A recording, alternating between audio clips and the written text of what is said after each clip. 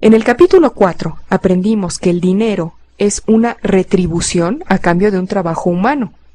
Y ahora acabamos de aprender que la deuda es la obligación de pagar con un dinero retribuido en el futuro. De manera que podemos combinar estas dos definiciones para llegar al concepto clave número 6. La deuda es la obligación de pagar con la retribución que se obtendrá a cambio de un trabajo humano futuro. La deuda es la obligación de pagar con la retribución que se obtendrá a cambio de un trabajo futuro.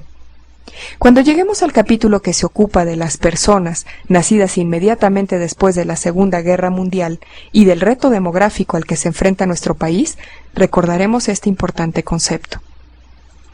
Si los actuales niveles de la deuda se estudian con perspectiva histórica y se comparan con el Producto Interno Bruto, también denominado PIB, se observa que no tienen precedente alguno, y el gráfico incluso sugiere que estamos viviendo en la mayor burbuja crediticia de todos los tiempos.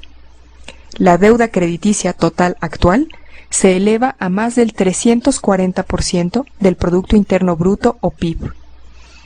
Tal como podemos ver en este gráfico, la última vez que la deuda tuvo un parecido, aunque solo remoto con los niveles actuales, fue en los años 30, lo cual es ya en sí mismo una explicación. Las laxas políticas crediticias del gobierno federal dieron lugar a los locos años 20, que se vieron seguidos de inmediato por una burbuja crediticia, la cual provocó 11 años de contracción económica y penurias, todo ello comúnmente denominado Gran Depresión. Nótese que la curva que representa la relación entre la deuda y el PIB no empezó a subir hasta después de 1929. ¿Cuál es la explicación? ¿Acaso hubo más préstamos? No. La curva del gráfico empieza a subir en 1929 porque las deudas permanecían, mientras que la economía se iba hundiendo, lo cual dio lugar a ese pico. Fuera de la anomalía de la Gran Depresión, nuestro país ha mantenido siempre una deuda inferior al 200% de nuestro PIB.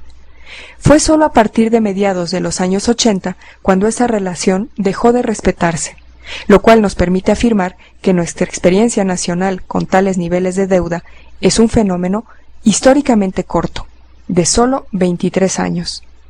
Este gráfico, más que ningún otro, me ha llevado a concluir que los próximos 20 años van a ser totalmente distintos de los últimos 20. No alcanzo a ver de qué manera podríamos evitarlo si observamos la curva rodeada de la elipse de color rojo. Sobre la base de la curva de este gráfico, puede afirmarse que la totalidad de nuestro universo financiero ha emitido una hipótesis sustancial y colectiva con respecto al futuro.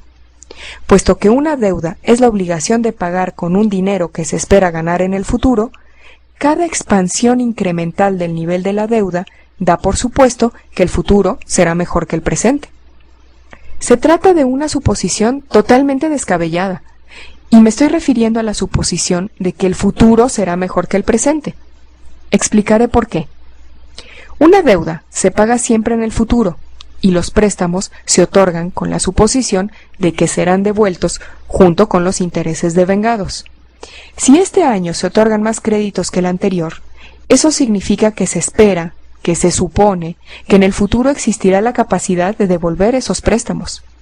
Y dado que nuestros niveles de deuda superan hoy en día el 340% de nuestro PIB, se da por supuesto que nuestro futuro PIB será superior al actual, inmensamente más elevado. Se venderán más coches, se consumirán más recursos, se ganará más dinero, se construirán más casas, y todo ello será muy superior a hoy en día, únicamente para tener la posibilidad de devolver los préstamos que ya nos hemos gastado. Pero vemos que cada trimestre que va pasando nos metemos en más deudas a una velocidad 5 o 6 veces superior al crecimiento de nuestra economía. Incluso si somos muy optimistas con respecto al crecimiento futuro, dicha trayectoria es insostenible. Nuestros bancos, nuestros fondos de pensión, nuestra estructura gubernamental y todo lo que está ligado a una continua expansión de la deuda impiden ese crecimiento perpetuo. De manera que podemos ya formular el concepto clave número 7 del Crash Course. Nuestros mercados de la deuda dan por supuesto que el futuro será mucho mejor que el presente. Pero ¿qué sucederá si eso no es verdad? ¿Qué pasará si en el futuro no podemos pagar todas esas deudas? Bueno, se puede decir que si eso sucediera, se llegaría a un mismo resultado, pero de dos maneras diferentes. Ese resultado único es que las deudas deberán disminuir, mientras que las dos maneras diferentes de llegar al resultado son la mora en los pagos o la inflación. El concepto legal de mora es difícil de explicar. Las deudas no se pagan, con lo cual los deudores se convierten en morosos y los acreedores de tales deudas impagadas no reciben el dinero que se les debe. El sistema, pues, estalla. Los pasivos disminuyen. ¿Qué pasa si el futuro no es lo bastante mejor para pagar las deudas? Las moras son simplemente una manera de no pagarlas. En cambio, la inflación es algo más confuso. Así que veamos un ejemplo.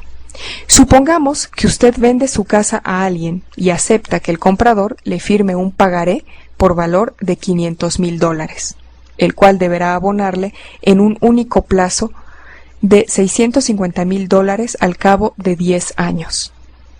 Bien, pero ¿acaso esos $650,000, incluso si el comprador se los llega a pagar en el momento pactado, serán suficientes para que usted, teóricamente, pudiese comprar la misma casa? Es verdad que a usted le han pagado, pero la obligación que usted aceptó de su deudor para que éste le pagase con un dinero futuro ha quedado muy reducida por la inflación. En el caso de que su deudor escoja la mora, su dinero sigue teniendo un valor, pero el problema es que a usted no se lo devuelven. En el caso de que se llegue al resultado a través de la inflación, a usted le pagan, pero difícilmente podrá comprar algo con ese dinero. En ambos casos, su futuro fue peor que su presente, y el impacto es casi el mismo, aunque las maneras de llegar a él son muy distintas. Así que deberá usted hacerse las siguientes preguntas.